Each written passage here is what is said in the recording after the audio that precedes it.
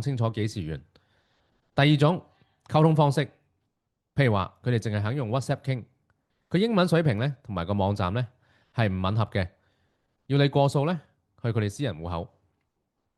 第三，網頁細節有問題，譬如話佢可能冇公司地址啦、電話啦，個網可能整得好求其，SSL 證書咧可能過咗期或者根本冇嘅。咁講翻我自己經驗啦，我自己做咗電商10幾年，見過好多學員中招，通常咧都係貪平，結果咧蝕咗幾千到幾萬蚊不特止，所以建議大家千祈唔好貪小便宜。我有6個步驟分享俾大家去驗證呢啲供應商嘅。第一步，我哋可以要求佢哋出示一個營業執照嘅副本啦。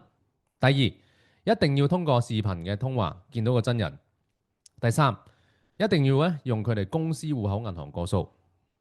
第四，我哋可以先落一張小額嘅測試。